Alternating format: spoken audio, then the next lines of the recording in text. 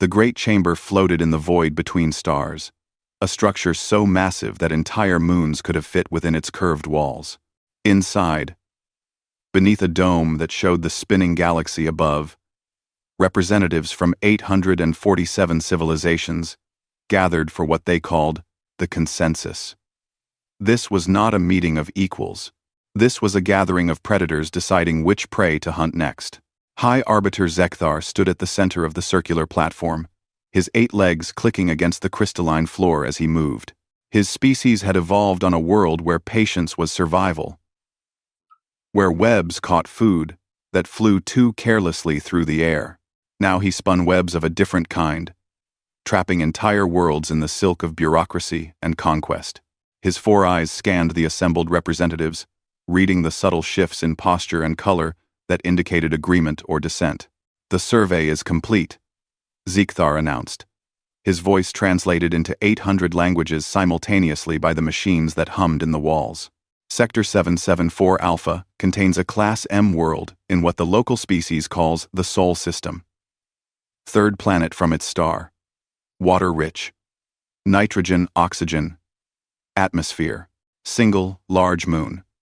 And most importantly, newly aware. A hologram materialized above the platform, showing a blue and green marble hanging in the darkness.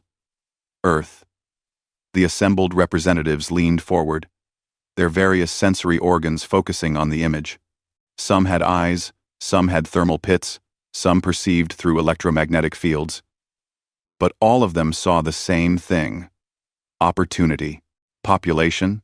Asked a delegate from the Vrax Collective, a being that looked like living crystal with thoughts that moved through its lattice structure like light through glass. Approximately 8 billion, Zekthar replied. Divided into roughly 200 nation-states. Though power is concentrated among 7 major powers, they have achieved chemical rocketry and have placed primitive satellites in orbit. They have also developed nuclear fission weapons, though their delivery systems are crude. Threats? This question came from Commander Vale, a member of the warrior caste from Krynos VII. She was tall and angular, with skin that looked like polished obsidian and eyes that glowed with an inner red light. Unlike most of the representatives in the chamber, Vale had actually fought in wars, real wars, before the Concordat had conquered or absorbed everything worth conquering. She did not trust easy victories. Minimal, Zekthar said, and his mandibles clicked in what his species used for a smile. They have fragmented military forces with no unified command. Their weapons are chemical and nuclear, both of which our shielding renders obsolete. They have no energy weapons, no quantum communications, no understanding of fold space technology. By our metrics, they are approximately 2,000 years behind our least advanced member species. The chamber filled with sounds of approval. Clicks, whistles, electronic pulses, and subsonic rumbles. This was what they had come to hear. Another easy conquest. Another world to add to the Concordat's endless expansion. But Vale did not make approving sounds. She stood silent, her glowing eyes fixed on the hologram of Earth. There was something about it that troubled her, though she could not name what. Perhaps it was the way the world seemed so fragile, so vulnerable, yet had somehow developed weapons capable of destroying itself. That spoke of a certain madness, or perhaps a certain courage. She was not sure which. "The protocol is standard," Zekthar continued. "We will deliver the ultimatum, 10 cycles to submit to integration, to open their governments and militaries to our oversight, to accept the guidance of more advanced civilizations. If they refuse, we will demonstrate our power by sterilizing their moon. If they continue to refuse, we will proceed with full pacification protocols." "Have we intercepted their communications?" asked another delegate. This one from a species that lived in the ammonia clouds of a gas giant and existed here only as a projection. "Yes, extensive radio and digital signals. They have been broadcasting for approximately 100 of their years. Our linguistic AI has already translated their major languages. We know their history, their culture, their military capabilities. We know everything we need to know. And what have we learned? Vale asked. She did not know why she was asking. Perhaps it was instinct. Perhaps it was the memory of her own world's conquest, centuries ago, when her ancestors had thought they understood their enemy and paid for that arrogance in blood. Zekthar's mandibles clicked with something like impatience. They are violent, fragmented, and primitive. They have fought thousands of wars among themselves. Their history is one of constant conflict over resources, territory, and ideology. They have developed weapons far in advance of their wisdom. To use them. They are, in short, exactly what we expected to find. A young species that will destroy itself if we do not intervene. Then, let them, Vale said quietly. The chamber fell silent. 847 civilizations, represented by their best and brightest, all turned to stare at the warrior from Krynos VII. Explain, Zekthar demanded. If they are so self-destructive, why waste resources conquering them? Let them burn themselves out. Return in a few centuries and claim an empty world. Because, Zekthar said slowly, as if explaining to a child, their system contains resources we need. Rare metals, water ice, and most importantly, strategic position. This sector borders the Vashtari expanse. If we do not claim it, someone else will. The consensus has decided, Earth will be integrated. The only question is whether they submit peacefully or require motivation. Vale said nothing more. She had learned long ago that the consensus always decided in favor of expansion. That was its purpose. That was why it existed. She returned her attention to the hologram of Earth and wondered if the beings down there knew what was coming for them. She wondered if they would fight, and if they did, she wondered what kind of fight they would put up. The vote was called. 847 civilizations raised their approval. Even Vale, bound by her oath to the Concordat, signaled her agreement. The decision was unanimous. As it always was, Earth was marked for conquest. 43 light-years away, on a world that did not yet know it had been condemned, Dr. Sarah Chen sat in front of a wall of monitors in the control room of the Arecibo 2 array. The original telescope in Puerto Rico had collapsed decades ago. But humanity had built a new one in the Australian outback, 3 times as large and 100 times as sensitive. It listened to the stars, searching for patterns in the chaos, hoping to find proof that humanity was not alone. Tonight, it had found something. Run it again, Sarah said to her assistant, a young man named Marcus, who had only been with the project for 6 months. His hands shook slightly as he entered the commands. He had seen the data. He knew what it meant, even if he did not want to believe it. The speakers crackled to life, filling the control room with sound. But it was not the random hiss and pop of cosmic background radiation. It was organized, structured. It rose and fell in patterns that were unmistakably artificial, and it was close, very close.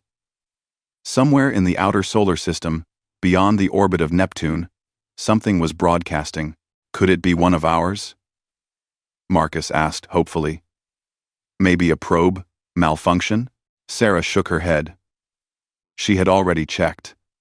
Every probe, every satellite, every piece of human technology in the solar system was accounted for, and none of them were in that location.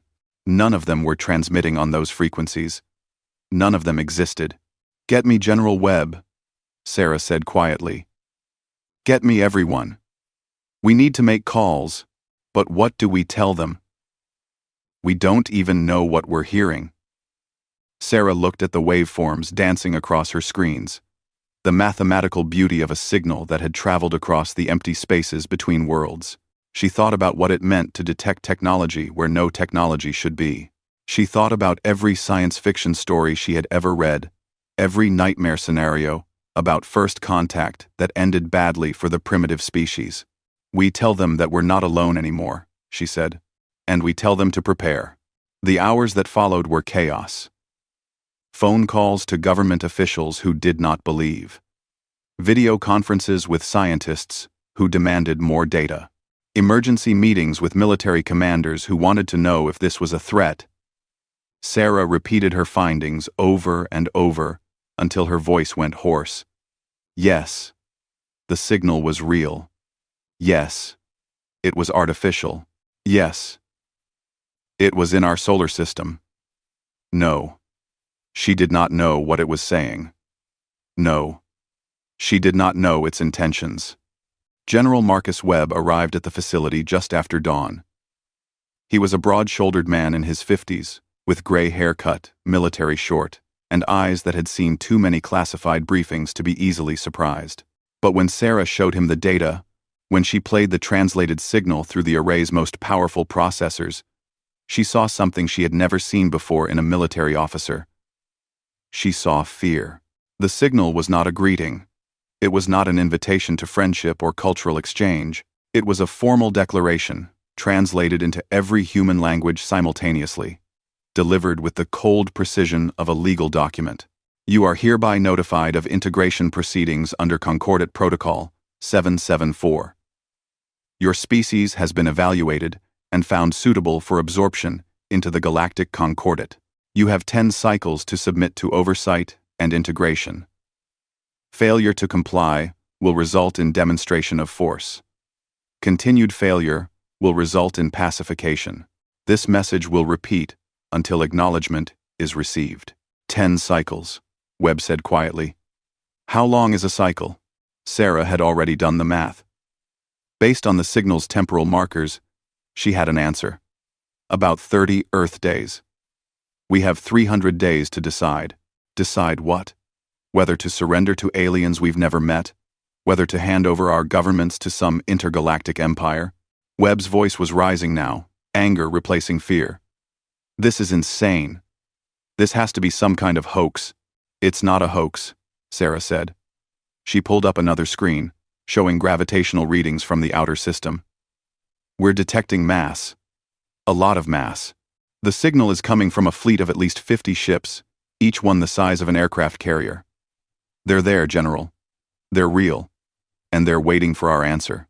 Webb sat down heavily in one of the control room chairs. For a long moment, he said nothing. Then he pulled out his phone and began making calls. Within hours, every major government on Earth knew the truth. Humanity was not alone. And humanity was in very serious trouble. The days that followed were a blur of emergency sessions at the United Nations, heated debates in parliaments and congresses, and frantic meetings between military leaders who had never imagined fighting a war beyond Earth's atmosphere. The world's major powers, who had spent decades competing and threatening each other, suddenly found themselves facing a common enemy. Russia, China, the United States, the European Federation, India, Brazil, and the African Union all sent representatives to form what they called the Terran Defense Council. But defense against what? Humanity had no idea what technologies the aliens possessed, what weapons they could bring to bear, or whether resistance was even possible. All they had was the signal, repeating endlessly, a countdown to Judgment Day. Sarah spent those days analyzing every fragment of data she could extract from the alien transmissions. She learned to recognize the patterns in their communications, the mathematical structures that underlay their language, and she learned something that made her blood run cold. The Concordat was not just threatening Earth, they were studying it. Every radio signal humanity had ever broadcast, every television show, every news report, every military transmission that had leaked into space for the past 100 years was being intercepted and analyzed. The aliens were watching humanity's old episodes of war documentaries. They were downloading human movies about nuclear apocalypse. They were reading human books about planetary extinction. They were learning how humans killed. And they were learning how humans died. Sarah thought about that as she drove home one night, exhausted after another 18-hour shift. She thought about what those aliens would see when they looked at humanity's broadcasts. They would see World War II. They would see Hiroshima and Nagasaki. They would see Vietnam and Iraq and all the countless smaller wars that humanity preferred to forget. They would see a species that had spent 10,000 years perfecting the art of murder, and they would think they understood. Sarah laughed at that. A bitter sound in the darkness of her car. The aliens thought they knew humanity. They thought they could predict human behavior based on old television signals and archived military documents. They thought they had cataloged everything dangerous about the species called human. They had no idea what was coming. The translation chamber aboard the Concordat flagship hummed with activity as thousands of AI processors worked to decode humanity's broadcasts. The Concordat had perfected this process over millennia. They would absorb every piece of information a species had transmitted into space, analyze it for cultural patterns and military capabilities, and use that knowledge to craft the perfect integration strategy. Usually, it took a few cycles to process a century of broadcasts. For Earth, it was taking longer. Analyst Kriath, a being whose species perceived reality through complex chemical sensors, floated in a nutrient bath while reviewing the latest batch of translated materials. What the humans called television and movies. What the humans called entertainment. Kriath had analyzed thousands of species' cultural materials over its long career. This was different. This was disturbing. The humans were obsessed with their own extinction. Kriath brought up file after file. Movies about nuclear war. Movies about asteroid impacts. Movies about pandemics that wiped out civilization. Movies about alien invasions. Movies about robot uprisings. Movies about zombies, demons, elder gods, and things that had no name. The humans had imagined every possible way their species could end. And then they had filmed it, broadcast it, and apparently enjoyed watching it. Analyst Kriath. A voice interrupted through the translation chamber's communication system. High Arbiter Zekthar requests your presence in the strategic planning room. Kriath detached from its analysis station and flowed through the corridors of the flagship, its chemical sensors picking up the tension in the air. Other analysts were emerging from their chambers, all summoned to the same meeting. Something had changed. Something had worried the High Arbiter enough to call an emergency session. The strategic planning room was smaller than the consensus chamber, but no less impressive. Holographic displays covered every surface, showing real-time data from the scout ships observing Earth.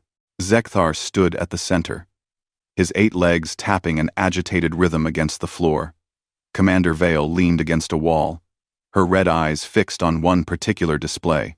When Kriath entered, Zekthar gestured toward the hologram. "Tell them what you found," he commanded. Vale straightened and walked to the display controls. With a few gestures, she pulled up a series of human transmissions.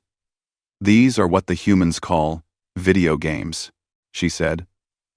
"Interactive training simulations.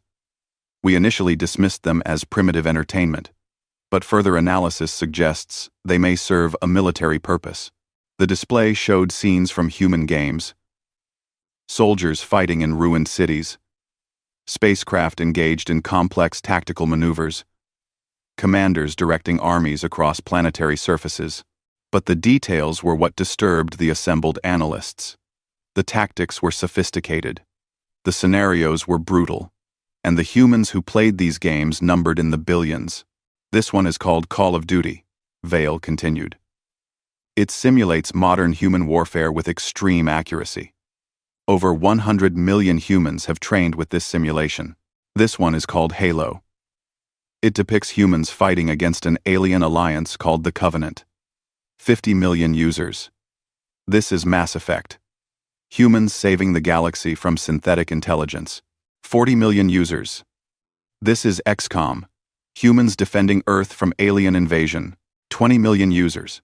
Kriath's chemical sensors detected alarm pheromones from the other analysts. "These are just games," someone said. "Recreational activities."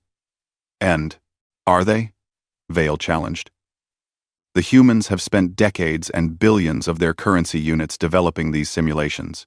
They have trained entire generations to think tactically about warfare, about resource management, about fighting enemies with superior technology. They have imagined alien invasions so many times that they have developed standard tactical responses. Retreat to defensible positions. Use asymmetric warfare. Make every inch of territory cost the invaders blood. And they have transmitted all of this into space, where we can see it. Why would they do that? Krieth asked. Why broadcast their military strategies to potential enemies? Because, Zekthar said quietly, they didn't know we were listening. They thought they were alone.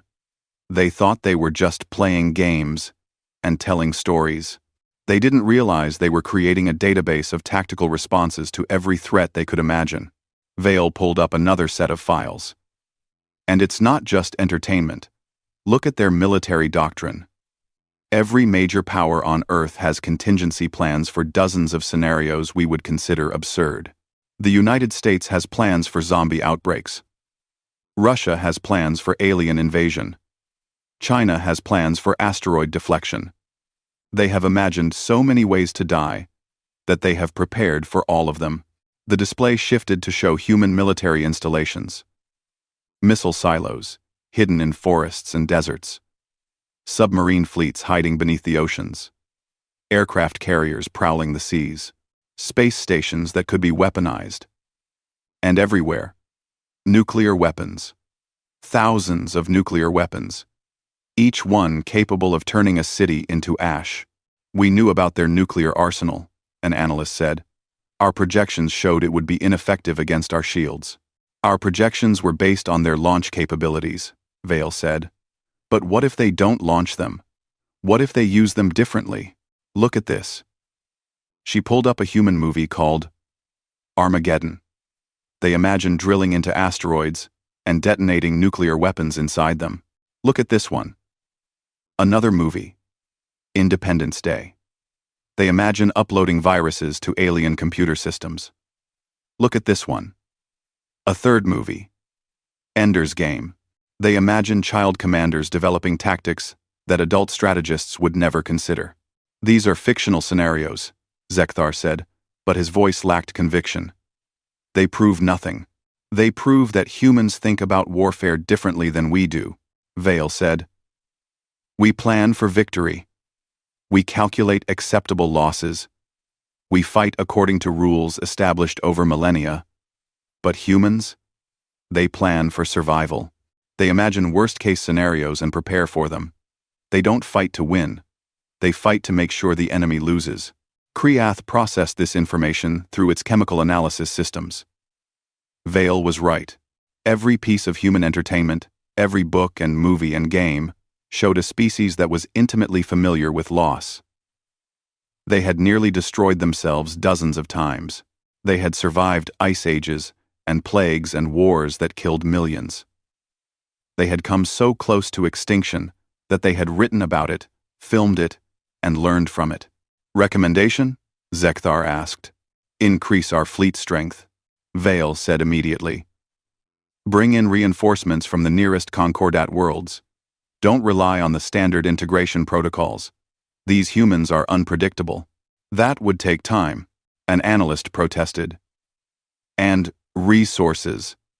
The consensus approved this operation based on cost efficiency.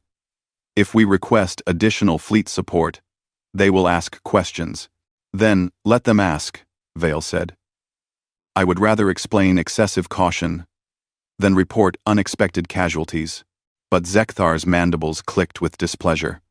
The consensus has spoken. We proceed as planned. Continue analysis of human transmissions, but focus on military capabilities, not cultural speculation. We are not afraid of their movies. The meeting ended. The analysts returned to their stations. But Krieth noticed that Vale did not return to her quarters. Instead, she stood in the observation deck, staring at the blue planet that hung in the distance. And Krieth wondered what the warrior saw when she looked at Earth. Fear? Respect? Recognition? On Earth, the Terran Defense Council had moved beyond panic and into something like grim determination. They could not win. Every strategic analysis said the same thing. Humanity had no defense against faster-than-light travel, energy weapons, or the overwhelming numerical superiority the aliens commanded. But General Marcus Webb had not become head of U.S. Space Force by accepting defeat. "Show me everything again," he said to the assembled analysts in the Pentagon's newly created Alien Threat Assessment Division. The screens lit up with data. Gravitational readings from the outer system. Analysis of the alien transmission. Spectral analysis of the ships. Radio intercepts. And everything humanity had learned in the past 2 months. "They're studying us," Webb said. "They're intercepting our broadcasts, learning our languages, analyzing our culture. That means they want to understand us before they attack." "Why?" "Why?" "Standard military doctrine," one analyst suggested. "Know your enemy." Or standard colonization doctrine, another said. "Know what you're absorbing." Webb paced the room, his mind racing. What have we sent into space? What have they learned about us? 1. Everything, Dr. Sarah Chen said.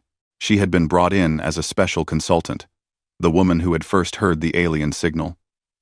Every radio transmission, since the 1,920 seconds, every television broadcast, every satellite signal. We've been screaming into space for 100 years. They've heard it all. Including military transmissions? Some. Most military communications are encrypted, but metadata is still visible. Troop movements, weapons tests, military exercises.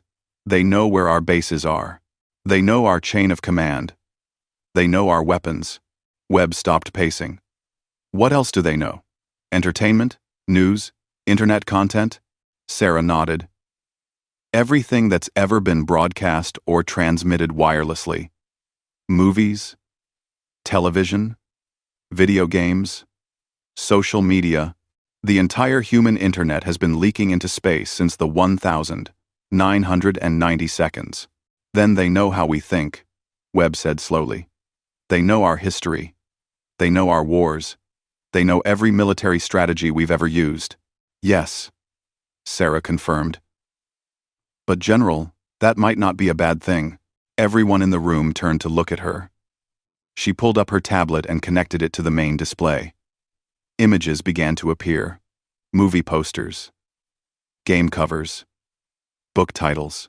They've learned our military history, Sarah said. World War II. Vietnam. Iraq. Afghanistan. They know how we fight conventional wars, but they've also intercepted this. She highlighted a movie poster for Alien. And this. War of the Worlds. And this. The Terminator. And this. The Matrix. Science fiction. Someone said dismissively. That's not real. No. Sarah agreed. But it's how we think. It's how we prepare. We've spent 70 years imagining alien invasions and robot uprisings and every possible doomsday scenario. We've written books about it. Made movies about it. Created military simulations about it. We've trained billions of people to think tactically about threats that don't exist yet. See. Ass. Webb's eyes widened as he understood. We've been preparing for this. Without knowing it, yes. We've imagined first contact scenarios thousands of times. We've written about the mistakes species make when they meet aliens. We've depicted alien invasions from every possible angle. And we've always shown humans finding a way to survive. But those are just stories, an analyst protested. Stories that reflect our values, Sarah countered. Stories that teach us how to think. The aliens are analyzing our military capabilities, but they're not analyzing our psychology. They don't understand that we're a species that plans for the worst. They don't understand that we've been expecting them. Webb turned back to the displays. So, what do? We still can't beat them in a straight fight. No. Sarah agreed. But we might not have to. If they're studying our transmissions, they know we have nuclear weapons. They know we have biological weapons. They know we've fought wars that nearly destroyed our own civilization. So we make them believe we're crazy enough to do it again. Mutually assured destruction, Webb said quietly. Cold War doctrine. Exactly. We can't win, but we can make winning too expensive. We show them that conquering Earth will cost them more than it's worth. How do we do that? Someone asked. Sarah smiled. But it was not a happy expression. It was the smile of someone who had looked into the abyss and decided to jump. We give them exactly what they expect from their analysis of human history. We show them what desperate humans are capable of. We show them that we would rather die free than live as slaves. General Webb looked around the room at the assembled military leaders and analysts. He saw fear in their faces, but also determination. They were Americans, Russians, Chinese, Europeans, representatives from every major power on Earth. They had spent their careers preparing to fight each other. Now they had to work together to fight something far worse. Draft a response to their ultimatum, Webb said. Make it clear. We reject their integration. We reject their oversight. And if they attack, we will defend ourselves with every weapon we possess. That's suicide. Someone said. Maybe, Webb agreed. But it's our choice. That's the point. They want to take away our right to choose our own future. We're telling them that's not acceptable, no matter the cost. The message was drafted, edited, and approved by every member of the Terran Defense Council. It was transmitted toward the alien fleet on every frequency humanity could generate. It was short, simple, and translated into the same mathematical language the aliens had used. We have received your ultimatum. We reject it. Earth will not submit to foreign oversight or integration. If you attack, we will defend ourselves. We cannot defeat you, but we will make you pay for every inch of this world. We are human. We bow to no one. The transmission was sent, and then humanity waited to see what would happen next. Aboard the Concordat flagship, High Arbiter Zekthar read the human response, and his mandibles clicked with something between amusement and irritation. They were defiant. They were foolish. They were typical of young species that did not yet understand their place in the galaxy. They refuse, he announced to the gathered commanders. Begin demonstration protocols. Destroy their moon. But Commander Vale stepped forward, her hand raised. High Arbiter, I must protest. The analysis is not complete. We do not fully understand. We understand enough, Zekthar interrupted. They are primitive, violent, and irrational. The consensus has authorized this operation. The moon will be sterilized as a warning. If they continue to refuse, we will proceed with full pacification. That is the law. Vale wanted to argue. She wanted to point out all the things that troubled her about this species. Their obsession with extinction scenarios. Their preparation for threats that should not exist. Their willingness to imagine the worst and plan for it. But she was a soldier. And soldiers followed orders. As you command, High Arbiter, she said quietly. The order was given. The fleet began to move. And Earth's 10 cycles of grace came to an abrupt end. The alarm systems at every major observatory on Earth screamed warnings simultaneously. The alien fleet had stopped waiting. They were moving, accelerating inward from the outer system toward the inner planets, toward Earth, toward the moon. General Webb received the notification at 3 in the morning. He had not been sleeping anyway. Nobody in the Terran Defense Council had slept much since sending their rejection. They had known this was coming. They had prepared for it. But knowing and experiencing were two different things. Time to lunar orbit? Webb asked the controller. At current speed, 6 hours. But sir, they're not heading for Earth. They're heading for the moon. Webb felt his stomach drop. The aliens had said they would demonstrate their power. Apparently, they meant it literally. Get me the council. Get me everyone. And activate Protocol Pandora. Protocol Pandora was humanity's desperate contingency plan. It had been developed in the frantic months since first contact, refined by military strategists from every major power, and approved with the understanding that using it meant accepting catastrophic losses. It was not a plan for victory. It was a plan for making sure the aliens understood what they were dealing with. On the moon, the small crew of Artemis Base 3 watched through their telescope as the alien ships approached. There were 53 vessels, each one massive beyond comprehension, moving through space with an elegance that human ships could never match. The base commander, a Chinese astronaut named Liu Wei, sent one final transmission to Earth. "We see them. They're beautiful. Tell my family I love them. Tell them we didn't surrender." Then Commander Liu and her crew of 12 put on their spacesuits, evacuated the base, and climbed into their emergency shuttle. They had no chance of escaping, but humanity did not abandon its own. They would try. High Arbiter Zekthar watched from the bridge of the flagship as the fleet surrounded Earth's moon. It was a small world, airless and dead, but it held symbolic value for the humans. They had landed on it. They had planted flags on it. They had claimed it as the first step in their expansion into space. Destroying it would show them how futile that expansion was. "Target the far side," Zekthar commanded. "Away from Earth. We do not want debris falling on the planet. This is a demonstration, not an attack." The fleet's weapons charged, drawing power from reactors that could power entire cities. Energy weapons that could carve through rock like water. The mathematics were simple. Focus enough energy on one point, and even a moon would crack. Commander Vale stood beside Zekthar, watching the displays. She had argued against this action. She had recommended more study, more caution, but she had been overruled. Now she could only watch and hope that her instincts were wrong. The weapons fired. Pure energy lanced across the void, striking the moon's far side with the force of 1,000 nuclear weapons.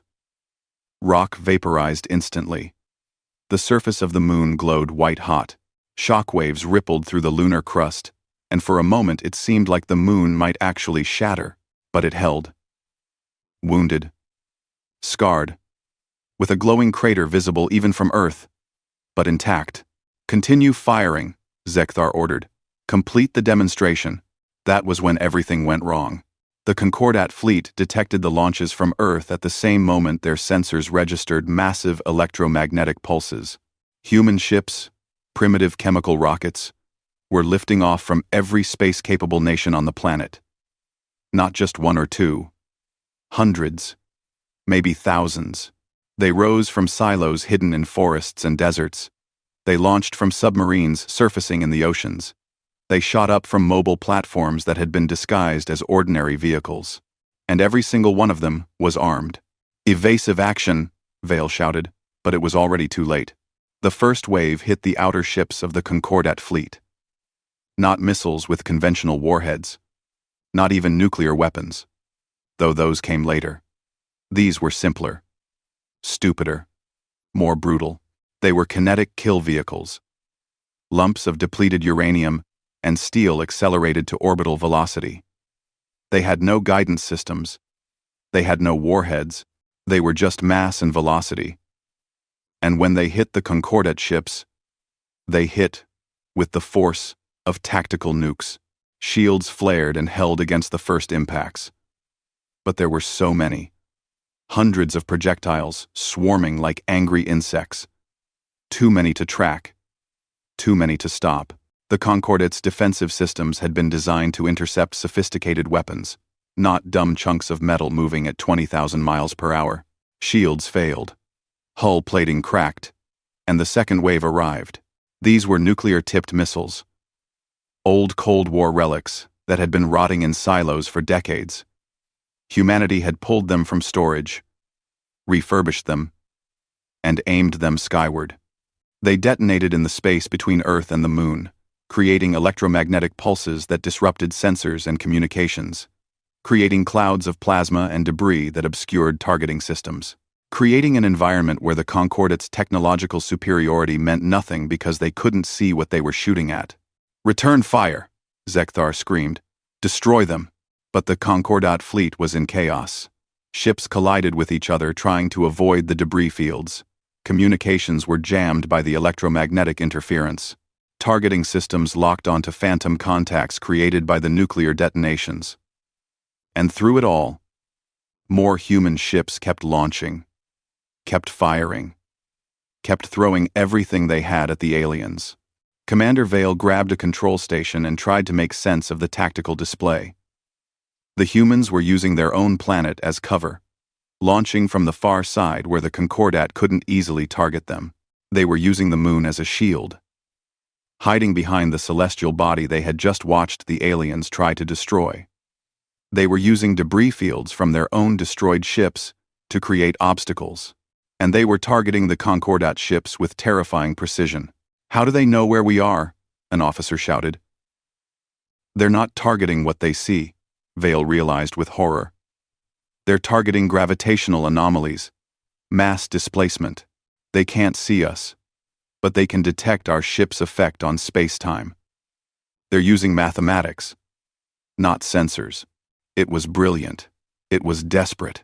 It was exactly the kind of insane tactic that a species facing extinction would develop, and it was working. The third wave was worse. Human ships, actual crewed vessels, accelerated toward the Concordat fleet on suicide trajectories. They were old space shuttles, repurposed satellites, civilian craft that had been militarized in the weeks since first contact. They broadcast messages as they came, final words from pilots who knew they weren't coming home. "For Earth, remember us. You picked the wrong species." The ships rammed into Concordat vessels, their hulls loaded with explosives, their crews dying in the instant of impact. Shields that could withstand energy weapons failed against the simple physics of mass and momentum. The Concordat had never encountered an enemy willing to die just to take a single ship with them. High Arbiter Zekthar stared at the displays in disbelief. His fleet had engaged in hundreds of pacification operations. He had overseen the integration of dozens of species. None of them had fought like this. None of them had been this willing to sacrifice themselves. "Casualty report," he demanded. The numbers scrolled across his display, and his mandibles went still. 17 ships destroyed. 23 damaged beyond combat capability. 40% of his fleet was gone.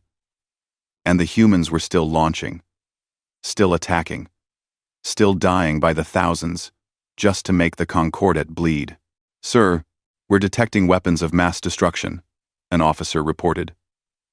"Chemical warheads, biological payloads. They're using weapons that have been banned by galactic law for millennia." Vale pushed forward to check the readings. The officer was right. The humans were throwing everything at them, including weapons that the Concordat had agreed were too horrific to use. Nerve agents, bioweapons designed to mutate and spread. Things that violated every treaty the Concordat had ever signed. "They don't care about our laws," Vale said quietly. "They don't care about acceptable warfare.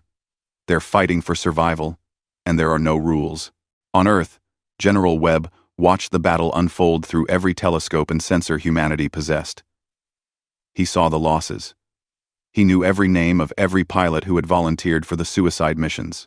He knew the cost of Protocol Pandora. And it was breaking his heart. But it was working. "Status of the fleet," he demanded. "We've lost approximately 60% of our launch capability," an officer reported.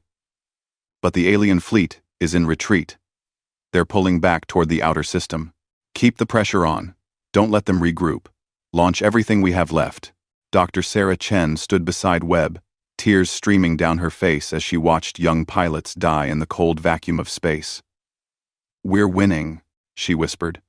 "My God, we're actually winning." "No," Webb said quietly. "We're not winning. We're just making them realize they can't win either. There's a difference." The battle continued for 7 more hours. 7 hours of chaos and death and desperate heroism. The humans lost over 2,000 ships and 15,000 personnel. But the Concordat lost something more valuable. They lost their certainty. They lost their assumption of easy victory. They lost their belief that humanity was just another primitive species to be catalogued and absorbed. When the Concordat fleet finally withdrew beyond the orbit of Mars, battered and bleeding, they left behind a message for High Command, a request for reinforcements, a warning that Earth was not what they had expected, a recommendation to revise all previous tactical assessments. On the flagship, High Arbiter Zekthar sat in his command chamber and reviewed the battle recordings. He watched human ships sacrifice themselves. He watched pilots ram their vessels into concordate hulls. He watched a species that should have surrendered fight with the desperation of cornered animals. They were supposed to submit, he said to no one in particular. The analysis said they would submit rather than face annihilation. Commander Vale entered the chamber, her armor still scorched from a near miss during the battle. The analysis was wrong, she said flatly. Humans don't think like other species. They don't calculate acceptable losses. They calculate maximum damage. They're not fighting to preserve their civilization. They're fighting to make sure we regret attacking it. Then we will bring more ships, Zekthar said. We will overwhelm them with numbers. We will lose, Vale interrupted. Maybe not this battle or the next, but eventually, because they have nothing to lose, and we have everything. They will trade 10,000 lives for one of our ships. They will poison their own planet before letting us take it intact. They will fight until every single one of them is dead, and they will smile while doing it because at least they died free. Zekthar's mandibles clicked with frustration. You sound like you admire them. I recognize them, Vale said. My species was like this once, before the Concordate conquered us. We fought. We lost. But we made them pay such a price that they still remember us. The humans are the same. They're showing us what we used to be. Then we will break them as we broke your species. Will we? Vale challenged. My world had 1 billion people. Earth has 8 billion. My world had primitive nuclear weapons. Earth has thousands of advanced nuclear weapons, biological weapons, chemical weapons, and the willingness to use all of them. My world fought for 10 years. How long will Earth fight? 20 years? 50? How many ships will the Concordate sacrifice? How many of our worlds will we risk? 2. Zekthar had no answer. He turned away from Vale and stared at the display showing Earth, that blue and green marble that had cost him so much already. On Earth, in the command center of the Terran Defense Council, General Webb received reports from around the world. Celebrations in the streets.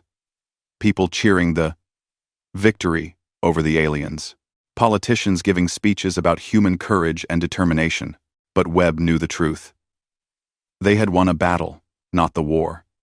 The aliens would return with more ships, better tactics, and a determination to finish what they had started. Humanity had bloodied the Concordate's nose, but eventually, the Concordate would hit back. How long do we have? He asked his analysts. Unknown, sir. The alien fleet has withdrawn to the outer system. They're sending transmissions back to their home territory. We estimate it will take months for reinforcements to arrive, if they call for them. If, Webb laughed bitterly. After what we just did to them, they'll call for reinforcements. They'll call for everything they have. And next time, they won't underestimate us. Sarah Chen pulled up a display showing the current status of Earth's defenses. It was not encouraging. Most of their orbital assets were gone. Their missile stockpiles were depleted. Their space-capable personnel were exhausted or dead. They had shot their bolt. And if the aliens came back in force, humanity would have very little left to throw at them. We need more time, Sarah said. Time to rebuild. Time to develop new weapons. Time to prepare for the next battle. How do we buy time? Webb asked. Sarah looked at the display showing the alien fleet, battered but still powerful, waiting beyond Mars. She thought about everything humanity had learned from a century of science fiction, every story about desperate last stands and impossible victories. Every tale of underdogs finding a way to triumph against overwhelming odds. And she remembered one common thread in all those stories. We make them afraid, she said quietly. We show them that attacking Earth isn't worth the cost. We threaten something they care about more than conquest. What could they possibly care about more than winning? an analyst asked. Sarah smiled. And it was a terrible smile. Survival. They care about survival. And it's time we show them that attacking Earth threatens their survival too. How? Webb demanded. We can barely defend our own planet. How do we threaten theirs? I have an idea, Sarah said. But you're not going to like it. Nobody's going to like it. It's insane. And desperate. And probably suicidal. Webb looked at the casualty reports, still scrolling across his displays. 15,000 dead. Thousands more wounded. Entire families who would never see their loved ones again. All because humanity had refused to bow. Tell me, he said. At this point, what's one more insane plan? And Dr. Sarah Chen began to explain how humanity would threaten the extinction of 847 civilizations. How a primitive species with barely 100 years of spaceflight would hold a gun to the galaxy's head. How Earth would become the one planet nobody dared to touch. It was insane. It was desperate. It was the most human plan ever conceived, and it just might work. Dr. Sarah Chen stood before the assembled members of the Terran Defense Council and displayed her plan on the holographic projector. The room fell silent as they processed what they were seeing. When she finished, nobody spoke for a full minute. You want to build genocide machines, the Russian delegate finally said. Automated weapons designed to destroy entire planets. And you want to aim them at every alien homeworld in the Concordat. Yes, Sarah said simply. That's monstrous. The Chinese delegate protested.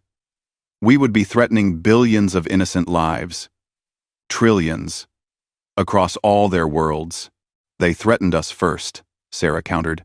They came to our system with the explicit intention of conquering our planet and enslaving our people. We're just returning the favor. General Webb stepped forward, his face grim. Explain the technical details. How would this even work? Sarah pulled up a new set of diagrams. We call them relativistic kill vehicles, RKVs. The concept is simple. Take a ship, strip out everything except engines and basic guidance. Accelerate it to 90% the speed of light. Aim it at a planet.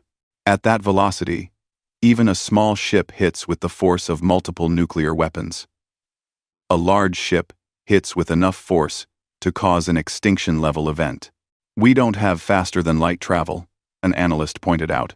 It would take decades or centuries for these weapons to reach alien homeworlds.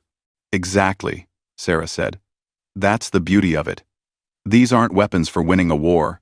They're weapons for revenge.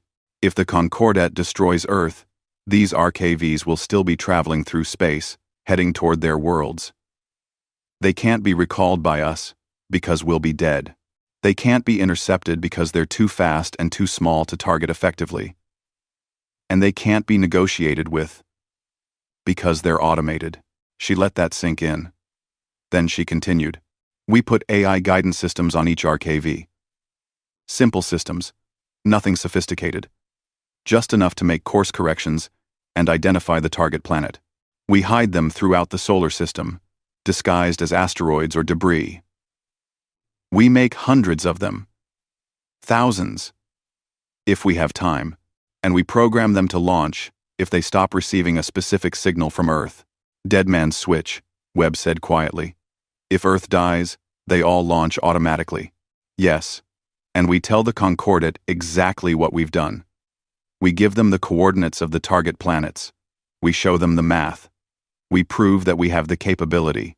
And we make it very clear that if they attack Earth, their homeworlds will die decades later. Their children will die. Their grandchildren will die. Everyone they love will die. And there's nothing they can do to stop it. The European delegate stood up, her face pale. This is madness. This is threatening mutual destruction on a galactic scale.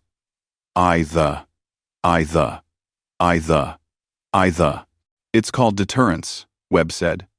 We used the same principle during the Cold War. The United States and Soviet Union both had enough nuclear weapons to destroy each other many times over. Neither side attacked because both sides knew it would mean their own destruction.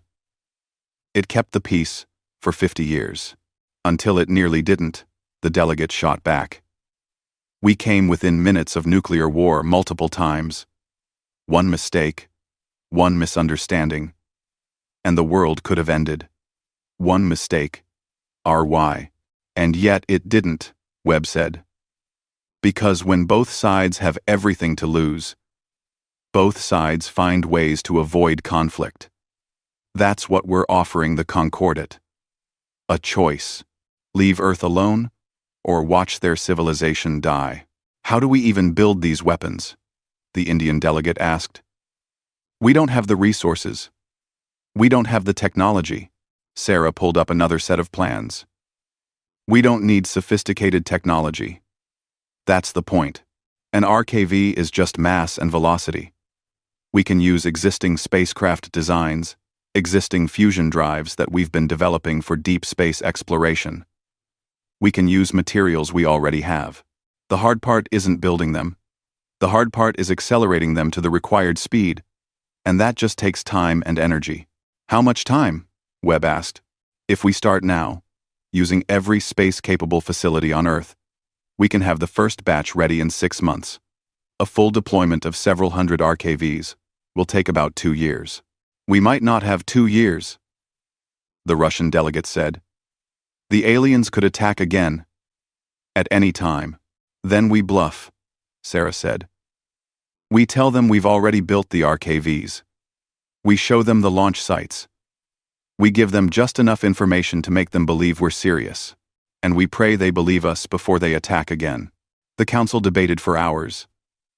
Some members argued it was too dangerous, too immoral, too likely to backfire. Others argued it was humanity's only chance for survival. In the end, it came down to a simple question that Webb posed to the council. Would you rather die on your knees, or live with the knowledge that you threatened billions of innocent lives? The vote was called. It was not unanimous, but it passed. Operation Damocles was authorized. Across Earth, every space agency, every aerospace company, every university with engineering capability was mobilized. The best minds in physics and engineering were pulled into classified facilities and given a single task: build weapons that could kill planets. Resources were diverted from civilian projects. Satellites were cannibalized for parts. Experimental fusion drives were rushed into production, and every step of the way, humanity made sure the Concordat was watching. Aboard the Concordat flagship, analyst Kriath processed the latest intelligence from Earth with growing horror. The humans were not hiding their activities. They were broadcasting them, showing the galaxy exactly what they were building. High Arbiter, Kriath reported to Zekthar. The humans have begun construction of what they call relativistic kill vehicles. They claim these weapons will target Concordat homeworlds in the event of Earth's destruction. Zekthar's mandibles clicked with irritation. Threats. Empty threats. From a desperate species. They barely have the capability to reach their own moon reliably. How could they possibly threaten worlds dozens of light years away? The physics are sound, Kriath said reluctantly. A ship accelerated to relativistic speeds would indeed strike with catastrophic force. And the humans have published their mathematics. They're showing us exactly how they plan to do it. Commander Vale examined the human broadcasts with her tactical eye. She saw construction facilities on Earth's surface. She saw ships being assembled in orbit. She saw test firings of fusion drives. The humans were not bluffing.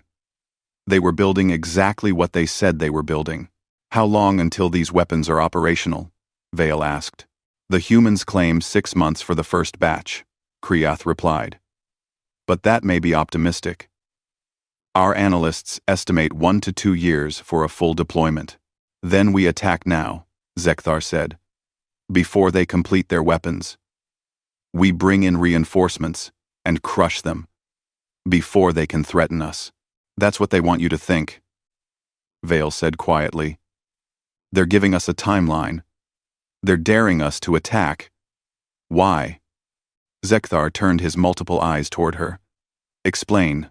If they're really building these weapons, they would hide them. They would keep the construction secret, maintain the element of surprise. But they're broadcasting everything. They want us to know.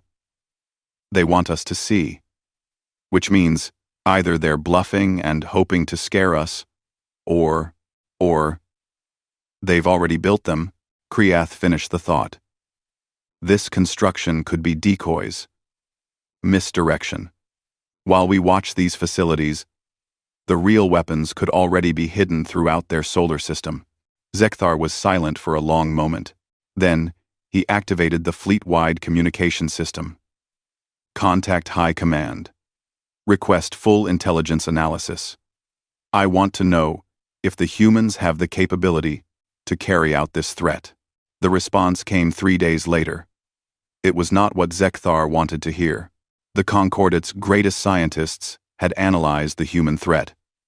They had run the numbers, checked the physics, and examined the transmissions from Earth. Their conclusion was unanimous and terrifying. The humans could do it. They had the technology, the resources, and most importantly, the will. Humanity had proven in the first battle that they were willing to sacrifice thousands of lives for tactical advantage.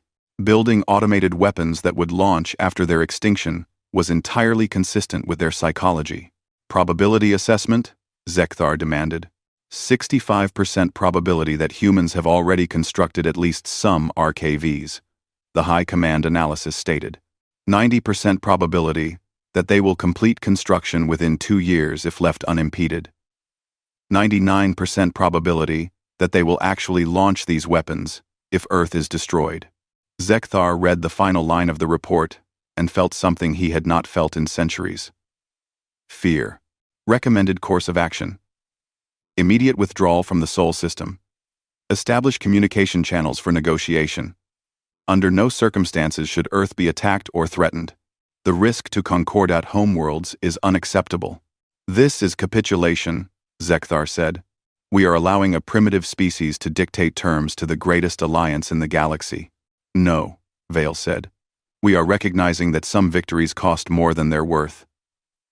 Walk away, or risk the destruction of everything we've built over millennia. That's not a hard choice, High Arbiter. But Zekthar would not accept it. He could not. He had overseen dozens of integration operations. He had never failed. He would not let a species barely capable of spaceflight be the first to defy the Concordate. Prepare the planet killer, he ordered. Full power. We will destroy Earth in one strike. So fast, they cannot launch their weapons. High Arbiter, I must protest. Vale began. You are dismissed, Commander. All of you. I will handle this personally. The bridge crew filed out, leaving Zekthar alone with his decision. He activated the flagship's main weapon, a device that could crack continental plates and boil oceans. It would take time to charge. Hours, perhaps a full day. But once fired, Earth would die before the humans could react. He would save the Concordat from this threat. He would restore order. And he would show the galaxy that defying the Concordat had consequences. Zekthar did not notice when Commander Vale returned to her quarters and opened a secure channel to her homeworld. He did not notice when she transmitted everything she knew about his plans to the other fleet commanders. And he did not notice when those commanders, horrified by what Zekthar intended to do, began making their own plans. On Earth, Dr. Sarah Chen sat in the control room at the new Cheyenne Mountain facility, monitoring the alien fleet. They had detected unusual energy signatures from the flagship. Something big was charging up. Get me General Webb, she said urgently. I think they're about to do something stupid. Webb arrived within minutes. What am I looking at? Energy buildup consistent with a large-scale weapon. If I'm reading this right, they're preparing to fire on Earth, and based on the power levels, it's going to be bad. How long do we have? 12 hours, maybe less. Webb picked up the phone that connected directly to the launch facilities scattered across Earth. This is Webb. Authorization code Alpha 993. Activate all RKVs. Set them to standby for immediate launch. If that ship fires, I want every weapon we have in space within seconds. "Sir," an officer said quietly, "we only have 30 RKVs completed. That's not enough to 170s. It doesn't matter how many we have," Webb interrupted. "What matters is that they believe we'll use them. Get them ready." Sarah pulled up another display. "General, I'm detecting something else. Multiple ships in the alien fleet are moving. They're positioning themselves between us and the flagship." "What?" Webb leaned closer to the display. "Are they protecting us?" "I think they're protecting themselves.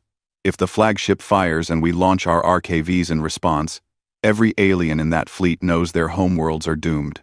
They're trying to stop their own commander."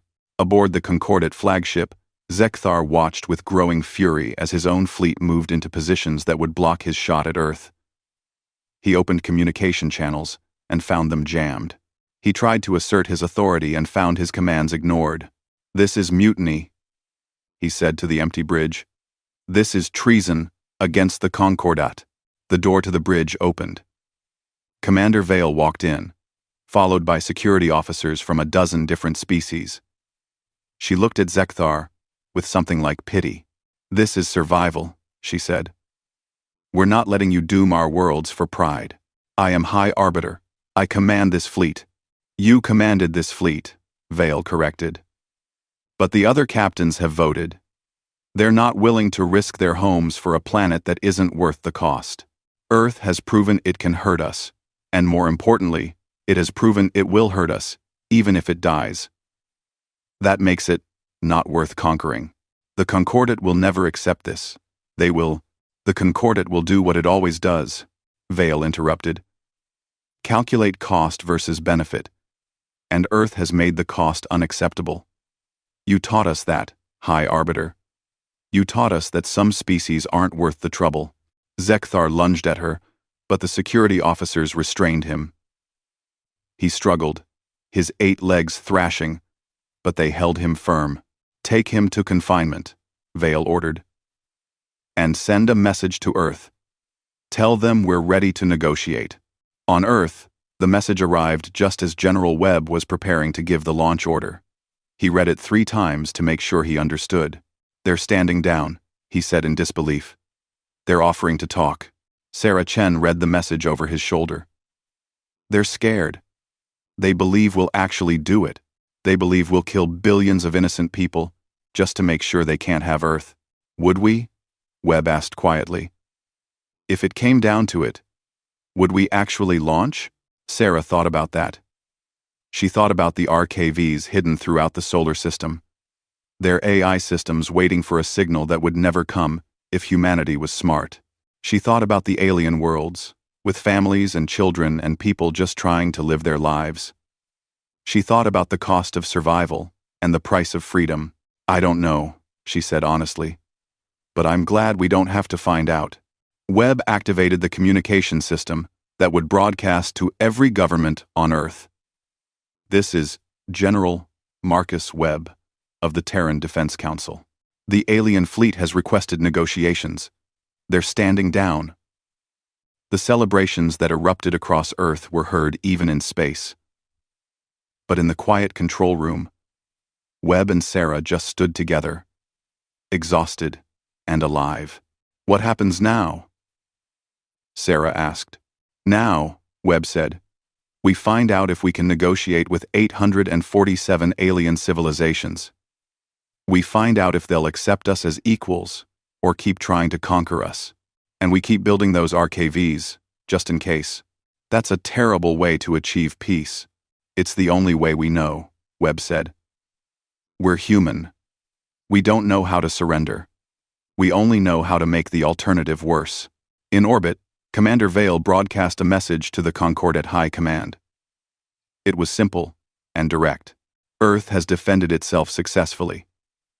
Integration is not possible at acceptable cost.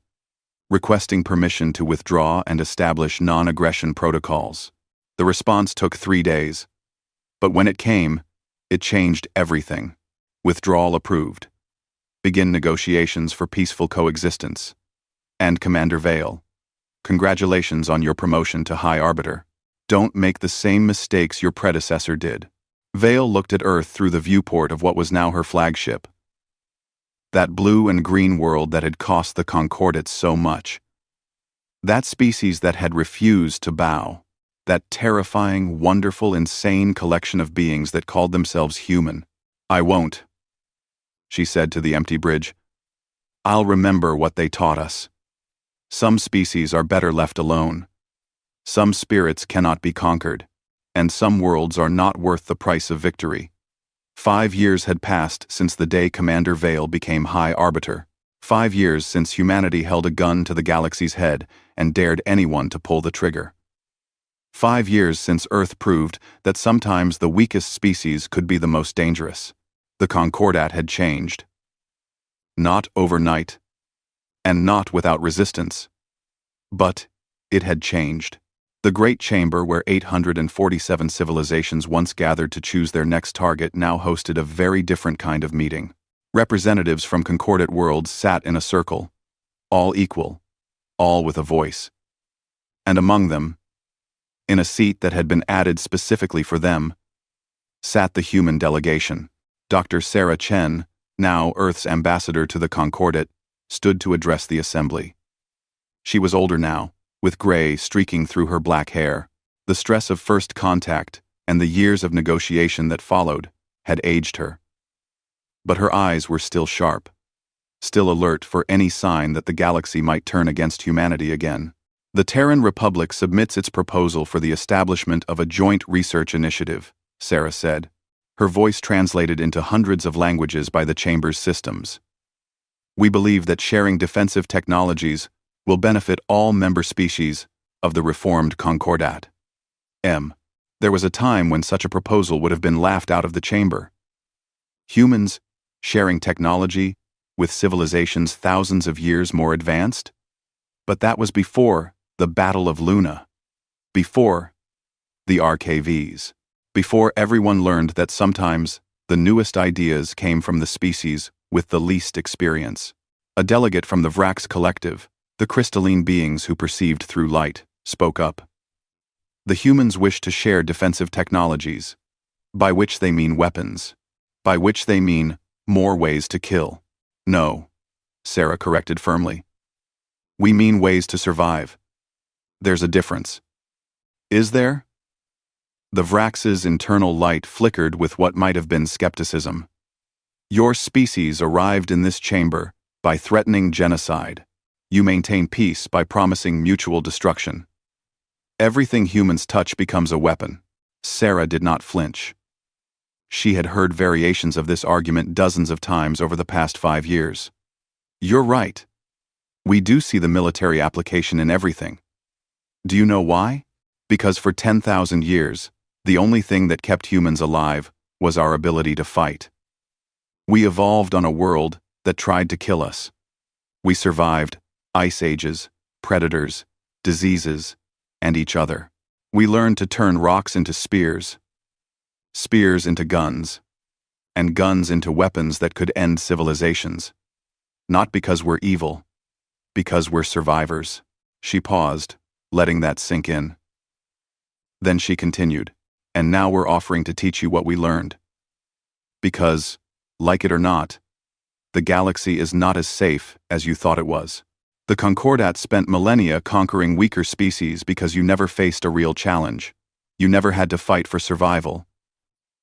But Earth showed you that there are species out there who will fight, species who won't submit, species who would rather die than bow. And if we exist, others might too. High Arbiter Vale stood from her seat.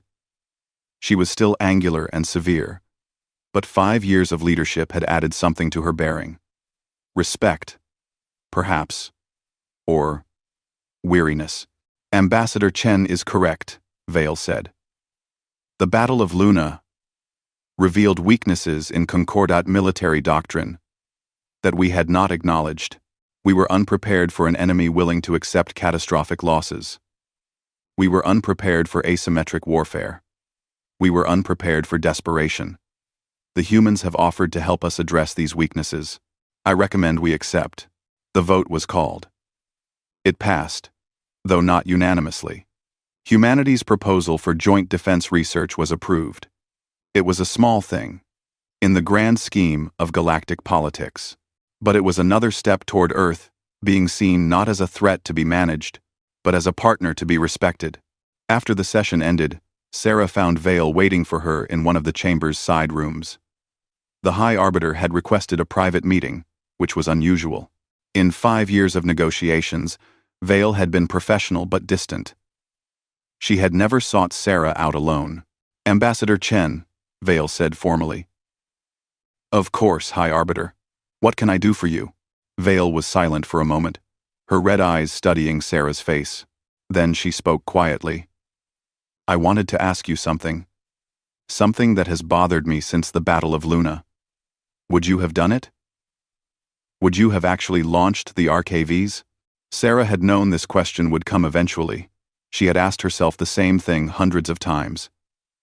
Every time she saw the launch facilities scattered across Earth, every time she reviewed the AI systems that waited patiently in the darkness, ready to commit genocide on command.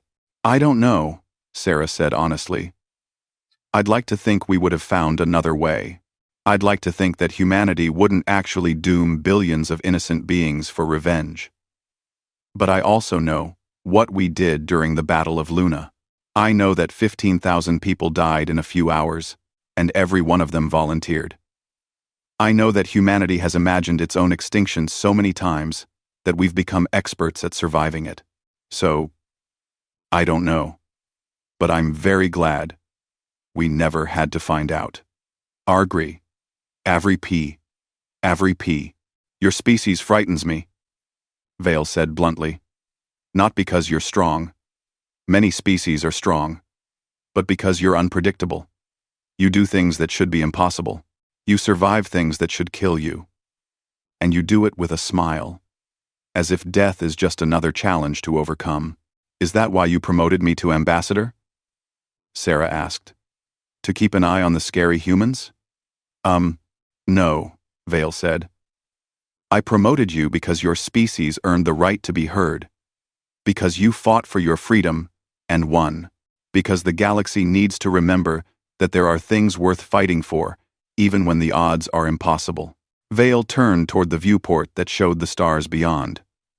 "My species was conquered by the Concordat 300 years ago. We fought. We lost. We submitted. And for 3 centuries, we told ourselves we had made the right choice. That survival was better than extinction. That there was no shame in bowing to superior force. But then, we met humanity, and you didn't bow. You stood up and said no, and the entire galaxy had to readjust. We got lucky," Sarah said. "If you had pressed the attack, if your predecessor had been a little faster, a little more ruthless, Earth would be ash, perhaps. Or perhaps you would have found another way. That's what your species does, isn't it? Find ways to survive when survival should be impossible. It's why half the Concordat admires you and the other half wants you quarantined. You're a reminder of what we used to be. Warriors. Survivors. Species that fought for every inch of existence. And now?" Sarah asked. "What are you now?" "Bureaucrats," Vale said with something like sadness. "Administrators. We manage the galaxy like it's a corporate structure. We've forgotten what it means to fight for something that matters. You reminded us, and I'm not sure if I should thank you or curse you for it." A message chimed on Sarah's communication device. She glanced at it and smiled. "It's from General Webb. He's retiring from the Terran Defense Council. Says he's done enough fighting for one lifetime. He's a good warrior," Vale said. "I respect him. Even though he cost me 17 ships. He respects you too. He told me once that you were the only alien commander who understood what was at stake. The only one who realized Earth wasn't fighting to win, but fighting to make losing too expensive. I understood because my species made the same calculation once," Vale said. "We lost. But we made the Concordat remember us. Your species did better. You won. And now you're here, in this chamber, with a voice that cannot be ignored, That's worth celebrating. Sarah thought about the past 5 years. The endless negotiations. The cultural exchanges. The gradual acceptance of humanity into the galactic community. It had been hard work. Exhausting work, but it had been worth it. What happens now? Sarah asked. Where do we go from here? Vale's mandibles clicked in what Sarah had learned was the equivalent of a smile. That's the question, isn't it? The Concordat is changing. Other species see what happened with Earth and wonder if they should have fought harder. If they should have said no when the Concordat came knocking. We're getting more resistance. More defiance. The easy days of expansion are over. Is that a good thing? I think so.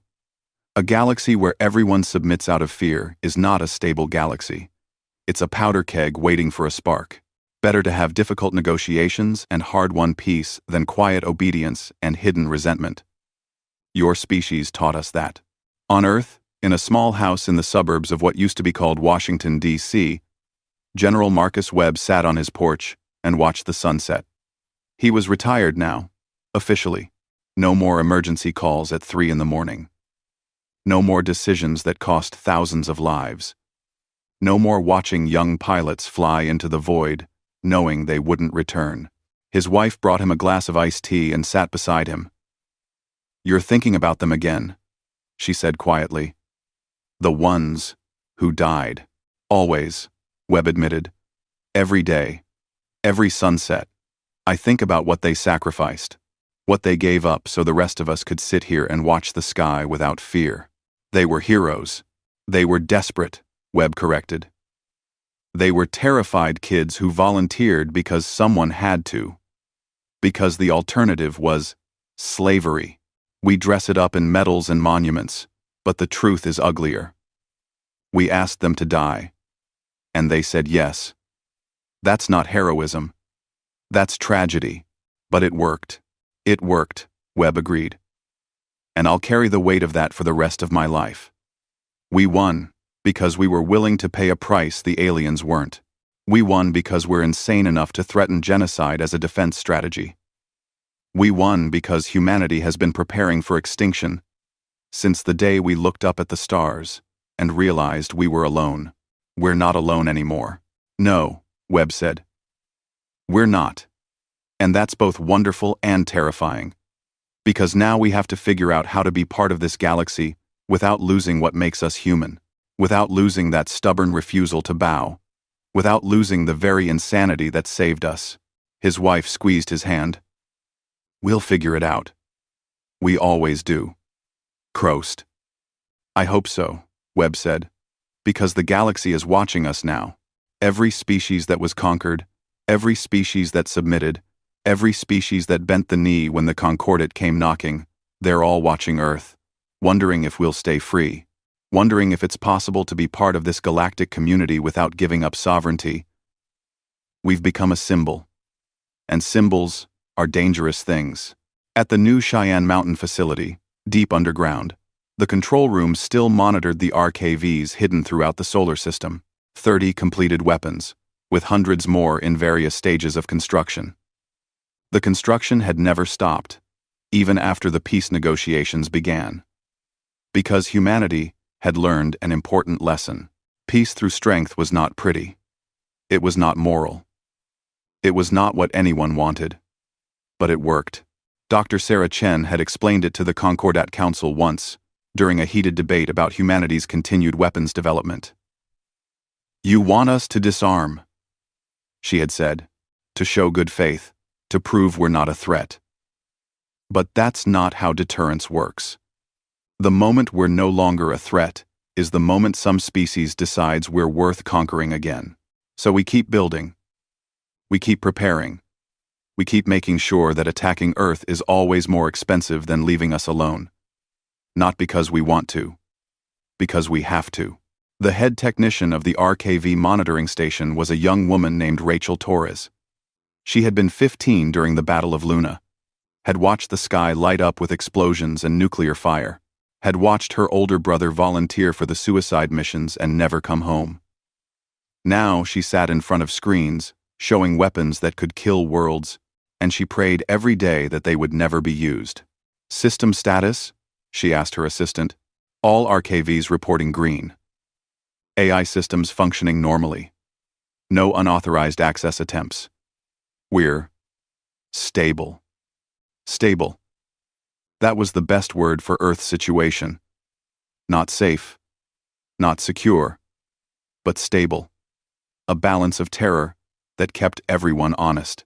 A sword hanging over the galaxy's head, held in place by humanity's promise that they would drop it if pushed too far. Rachel thought about that sometimes, about what it meant to be the species that threatened genocide as a survival strategy, about what it said about humanity that they were willing to damn billions of souls for the crime of attacking Earth, about whether there was any moral difference between threatening mass murder and actually committing it. She didn't have good answers. She just had her duty. Monitor the weapons. Maintain the systems. Hope they were never needed. In the galactic community, humanity had become known as something unique. Not the strongest species, not the smartest, not the most advanced, but the most dangerous. The species that fought like cornered animals. The species that would burn the galaxy down rather than submit. The species that looked extinction in the face and laughed. And slowly, grudgingly, that reputation was turning into respect. Other species started requesting human military advisors. Not because humans had superior weapons, but because humans thought about warfare differently. They anticipated worst-case scenarios. They planned for the impossible. They found tactical solutions that more civilized species would never consider. Humanity became the galaxy's nightmare insurance policy. The species everyone hoped they'd never need, but were grateful existed. 5 years after first contact, the Terran Republic had treaties with 47 different species, trade agreements, cultural exchanges, military cooperation pacts. Earth had gone from being marked for conquest to being a respected, if feared, member of the galactic community. But the RKVs remained, hidden, armed, waiting. On the anniversary of the Battle of Luna, Sarah Chen stood at the memorial erected on the moon's surface, near the crater that the Concordate's weapons had carved. 15,000 names were inscribed on the black granite wall, glowing softly in the harsh sunlight. 15,000 people who had died so that billions could live free. Vale stood beside her. The High Arbiter had made the journey to Earth specifically for this ceremony, an unprecedented gesture. We remember them, Vale said quietly. All of us. Every species in the Concordat knows what happened here, knows what your people sacrificed. Do they understand why? Sarah asked. Some do. Others think humanity is insane, dangerous, too unpredictable to be trusted. But they all respect what happened here. They all know that there are species who will fight, who will not submit, who will make victory cost more than it's worth. Your dead taught the galaxy that lesson. Sarah traced her finger over one name on the wall, Lieutenant Marcus Chen. Her nephew. 23 years old when he volunteered for the suicide squadrons. She had tried to stop him, had begged him not to go. He had smiled and said someone had to. Someone, always, had to. They shouldn't have had to, Sarah said. We should have found another way. There was no other way, Vale said. The Concordat would not have stopped, would not have negotiated, would not have listened. Your people did what was necessary, and they saved not just Earth, but the entire structure of galactic civilization. Because after Luna, we couldn't go back to the old ways. We couldn't just conquer and expand. We had to change. Was it worth the cost? Vale looked at the names on the wall.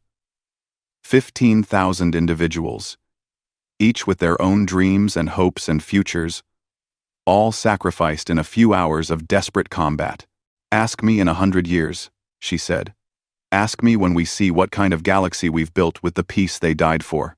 Ask me when we know whether humanity's defiance created something better or just delayed the inevitable. But right now, today, I think they would be proud. That has to count for something.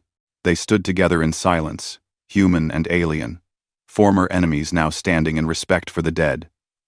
And above them, in the darkness beyond the moon, the RKVs waited, silent guardians of a peace built on the promise of mutual destruction. Humanity had joined the galaxy, but on their own terms, with their sovereignty intact, with their freedom preserved, and with the clear understanding that anyone who threatened Earth would pay a price measured in generations. They had become the species the galaxy learned to fear, and in doing so, they had earned the right to live. Sarah Chen thought about the future as she stood at the memorial. About what humanity would become in the centuries ahead. About whether they could maintain their independence while being part of something larger. About whether the weapons they had built to save themselves would eventually destroy them. She didn't know. Nobody knew. But that was okay. Humans had never known what the future held. They had just faced it anyway, with courage and stubbornness, and an absolute refusal to surrender. The stars learned to fear us, Sarah said quietly, remembering the words someone had spoken years ago. Yes, Vale agreed. And now we must all learn to live with that fear. Humans and aliens alike. We must build a civilization where strength doesn't mean conquest, where being dangerous doesn't mean being evil, where species can be both powerful and peaceful. Can we do that? Sarah asked. Can the galaxy change that much? Vale's mandibles clicked with something that might have been hope. 5 years ago, I would have said no. But 5 years ago, I didn't believe a primitive species could stand up to the Concordat. I didn't believe desperate courage could triumph over overwhelming force. I didn't believe one planet could change the galaxy. I was wrong about all of it. So maybe I'm wrong about this too. Maybe we can build something better. Sarah looked up at the Earth, hanging blue and green in the lunar sky. Home. The world that refused to bow. The planet that changed everything. For their sake, Sarah said, gesturing to the memorial. I hope we can. Well, I hope we can. For everyone's sake. Vale corrected. Because if we can't, if this peace fails, the next war will be different. Species across the galaxy now know that humans will fight, but they also know that others might fight too. The age of easy conquest is over. The next war will be the last war. Total. Final. Mutual destruction on a scale that makes your RKVs look merciful. Then we make sure there is no next war, Sarah said firmly. Agreed. And that is why you and I must work together. Human and Concordat. Former enemies, now partners. Building something new from the ashes of the old. It won't be easy. Nothing worth doing ever is, Sarah said. They turned away from the memorial and walked back toward the shuttle that would carry them to the diplomatic station in orbit. Behind them, the names of 15,000 heroes glowed in the sunlight, a permanent reminder of the price of freedom, and far beyond the moon, in the darkness between stars, the galaxy continued its ancient dance. But it had changed. Because one species had said no. One planet had refused to submit. One desperate people had made the galaxy remember what it meant to fight for something that mattered. Earth had been marked as the next target. But one transmission had changed everything. Not a plea for mercy. Not a cry for help. Just a simple promise. You have made a terrible mistake. And the stars themselves had learned to listen.